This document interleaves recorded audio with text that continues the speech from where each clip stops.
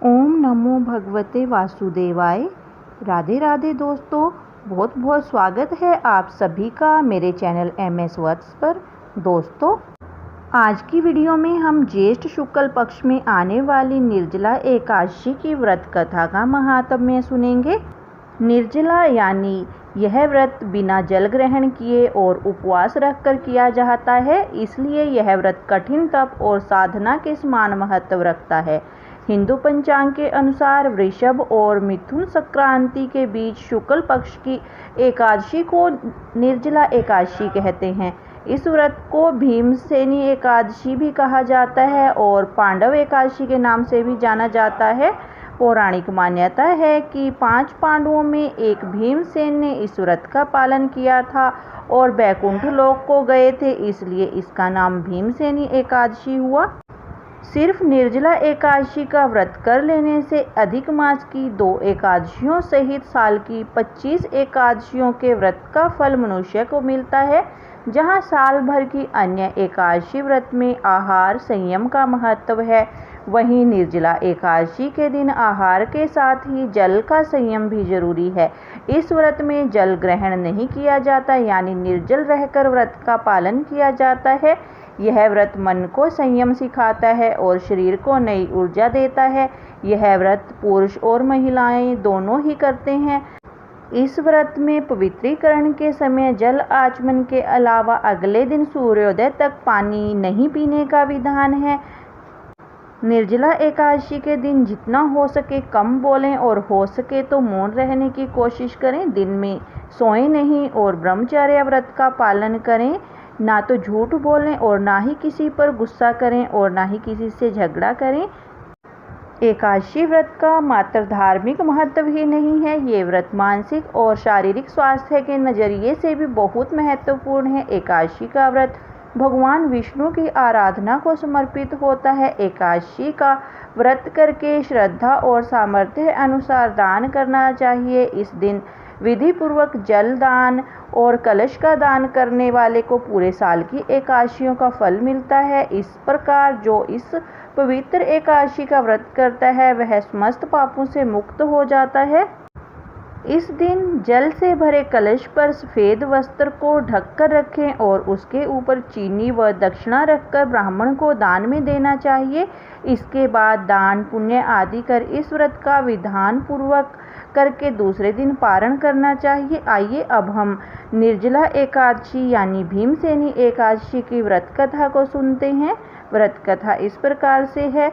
भीमसेन व्यास जी से कहने लगे कि हे पितामहा, भ्राता युधिष्ठिर, माता कुंती, द्रौपदी, अर्जुन, नकुल और सहदेव आदि सब एकादशी का व्रत करने को कहते हैं, परंतु महाराज मैं उनसे कहता हूँ कि भाई मैं भगवान की शक्ति पूजा आदि तो कर सकता हूँ, दान भी दे सकता हूँ, परंतु भोजन के बिना नहीं रह सकता। इस पर व्यास जी कहने लगे कि हे भीमसेन, यदि तुम नरक को बुरा और स्वर्ग को अच्छा समझते हो तो प्रति मास की दोनों एकादशियों को अन्न मत खाया करो। भीम कहने लगे, हे पितामह, मैं तो पहले ही कह चुका हूँ, भूख सहन नहीं कर सकता। यदि वर्ष भर में कोई एक ही व्रत हो तो वह मैं रख सकता हूँ, क्योंकि मेरे पेट में वृक नाम वाली अग्नि है, सो मैं भोजन किए बिना नहीं रह सकता। भोजन करने से वह शांत रहती है, इसलिए पूरा उपवास तो क्या, मैं एक समय भी भोजन किए बिना नहीं रह सकता।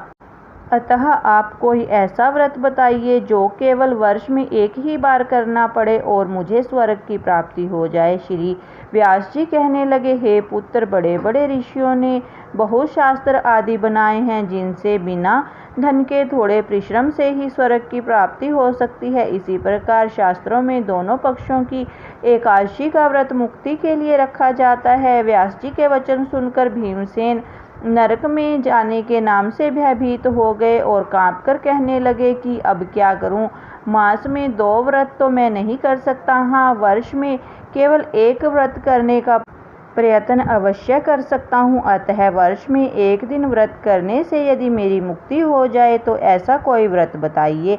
यह सुनकर व्यास जी कहने लगे कि वृषभ और मिथुन की संक्रांति के बीच ज्येष्ठ मास के शुक्ल पक्ष की जो एकादशी आती है उसका नाम निर्जला है। तुम उस एकादशी का व्रत करो। इस एकादशी के व्रत में स्नान और आचमन के सिवा जल वर्जित है। आचमन में 6 मासे से अधिक जल नहीं होना चाहिए, अन्यथा वह मद्यपान के समान हो जाता है। इस दिन भोजन नहीं करना चाहिए क्योंकि भोजन करने से व्रत नष्ट हो जाता है। यदि एकादशी को सूर्योदय से लेकर द्वादशी के सूर्योदय तक जल ग्रहण न करें तो उसे सारी एकादशियों के व्रत का फल प्राप्त होता है। द्वादशी को सूर्योदय से पहले उठकर स्नान आदि करके ब्राह्मणों को दान आदि देना चाहिए। इसके पश्चात भूखे और सत्पात्र ब्राह्मण को भोजन कराकर फिर आप भोजन कर लेना चाहिए। इसका फल पूरे 1 वर्ष की संपूर्ण एकादशियों के बराबर होता है। व्यास जी कहने लगे कि हे भीमसेन, यह मुझको स्वयं भगवान ने बताया है। इस एकादशी का पुण्य समस्त तीर्थों और दानों से अधिक है। केवल एक दिन मनुष्य निर्जल रहने से पापों से मुक्त हो जाता है। जो मनुष्य निर्जला एकादशी का व्रत करते हैं उनकी मृत्यु के समय यमदूत आकर नहीं घेरते, वरन भगवान विष्णु के पार्षद उसे पुष्पक विमान में बिठाकर स्वर्ग को ले जाते हैं। अतः संसार में सबसे श्रेष्ठ निर्जला एकादशी का व्रत है, इसलिए यत्न के साथ इस व्रत को करना चाहिए। उस दिन ओम नमो भगवते वासुदेवाय मंत्र का उच्चारण करना चाहिए और गोदान करना चाहिए। इस प्रकार व्यास जी की आज्ञानुसार भीमसेन ने इस व्रत को किया। इसलिए इस एकादशी को भीमसेनी या पांडव एकादशी भी कहते हैं। निर्जला व्रत करने से पूर्व भगवान से प्रार्थना करें कि हे भगवान, आज मैं निर्जला व्रत करता हूँ, दूसरे दिन भोजन करूँगा। मैं इस व्रत को श्रद्धा पूर्वक करूँगा, अतः आपकी कृपा से मेरे सब पाप नष्ट हो जाएं। इस दिन जल से भरा हुआ एक घड़ा वस्त्र से ढककर स्वर्ण सहित दान करना चाहिए। जो मनुष्य इस व्रत को करते हैं उनको करोड़ पल सोने के दान का फल मिलता है, और जो इस दिन याज्ञिक कर्म करते हैं उनका फल तो वर्णन ही नहीं किया जा सकता। इस एकादशी के व्रत से मनुष्य को विष्णु लोक प्राप्त होता है। जो मनुष्य इस दिन अन्न खाते हैं वे चंडाल के समान है, वे अंत में नरक में जाते हैं। जिसने निर्जला एकादशी का व्रत किया है वह चाहे ब्रह्म हत्यारा हो, मद्यपान करता हो, चोरी की हो या गुरु के साथ द्वेष किया हो, मगर इस व्रत के प्रभाव से स्वर्ग को जाता है। हे कुंती पुत्र, जो पुरुष या स्त्री इस व्रत को श्रद्धा पूर्वक करते हैं उन्हें अगर लिखित कर्म करने चाहिए। प्रथम भगवान का पूजन, फिर गोदान, ब्राह्मणों को मिष्ठान व दक्षिणा देनी चाहिए तथा जल से भरे हुए कलश का दान अवश्य करना चाहिए। निर्जला एकादशी के दिन अन्न, वस्त्र, उपाहन अर्थात जूती का दान भी करना चाहिए। जो मनुष्य भक्ति पूर्वक इस कथा को पढ़ते या सुनते हैं उन्हें निश्चय ही स्वर्ग की प्राप्ति होती है। बोलो श्री विष्णु भगवान की जय। दोस्तों, यदि आपको निर्जला एकादशी व्रत कथा का यह वीडियो पसंद आया है तो प्लीज़ चैनल को सब्सक्राइब करें और साथ में दिए बेल आइकॉन को प्रेस कर दें। और अगर कथा पसंद आई है तो प्लीज़ इसे लाइक और शेयर भी कर दें। वीडियो में अंत तक मेरे साथ बने रहने के लिए बहुत बहुत धन्यवाद।